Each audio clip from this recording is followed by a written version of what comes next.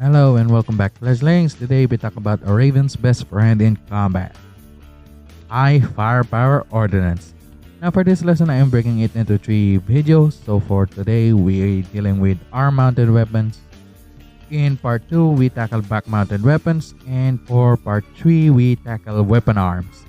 Anyhow, arm-mounted weapons, these are your primary sources of damage, as depending on your build, to be honest. Your back weapons are not typically your main source of damage, as back weapons give you access to radars, which is a great utility. Now, just like the legs video, this will be divided into segments, and to start things off, we have basically everyone and their mother uses these, as these are usually the starter weapons every Raven has at the start of their journey. These are pretty well-rounded weapons and is usually the best for all kinds of situations, if I'm being honest. These have a higher fire rate than their rifle brethren and are what most players switch to when they have enough cash, as these are just straight up upgrades to the normal rifles. These weapons boast the largest range and damage among the rifle types, but at the cost of a slower fire rate and the tiniest lockbox. These are usually reserved by many as hanger weapons, just in case their first set of weapons run out of ammo mid-mission. But these are basically just normal standard rifles, but with less ammo count and lower damage. High damaging weapons that surely enough to end an opponent. Its higher stun abilities are great, especially when dual wielded, as these can stun lock opponents if their build lacks instability. These are pretty great weapons if you know how to manage your bullets, as these weapons can drain your wallet pretty quickly, especially if you are heavy-handed on the trigger. Now these are great for continuous damage at close to mid-range, and these are usually paired with pulse rifles, bazookas, etc., basically as a way to keep pressure on your opponent. Packing some high burst damage in close range, these are usually supplemented with either regular rifles, ARs, MGs, as these may be highly damaging, but their ammo count is usually low. Now, these are the second usual upgrade that the Ravens go to when swapping out their starter rifles, as these have literally zero ammo cost, but these usually have half the amount of shots compared to physical rifles. Now, with the right body parts, you don't have to worry about energy management.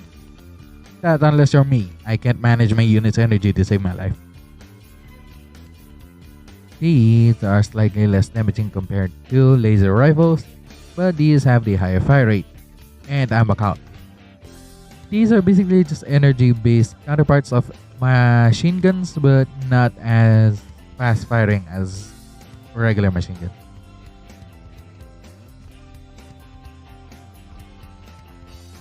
Now I'm clumping both of these together since they both fill the melee weapons role. If you're a beginner, I'd actually suggest taking the laser blade route if you want for a melee-oriented build, because laser blades have the longer range compared to parry blades, which requires you to be right in front of your opponent to deal damage. Well, that's because of a little thing called blade tracking. Blade tracking is basically your melee weapon auto locking on to your opponent.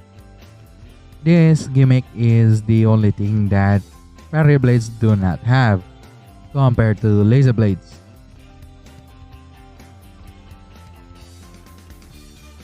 These are pretty great left arm weapons for newcomers in my opinion, as these don't mess up your weapon synergy. Just keep the shield up and blast away with the right arm weapon or back weapon of your own choice.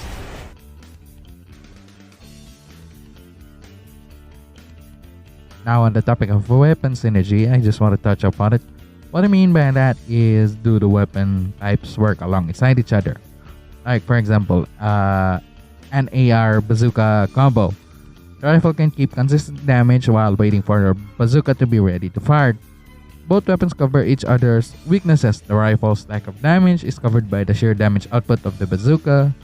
And the bazooka's lower fire rate is covered by the rifle's fire rate. Anyhow, let's move on to the next topic.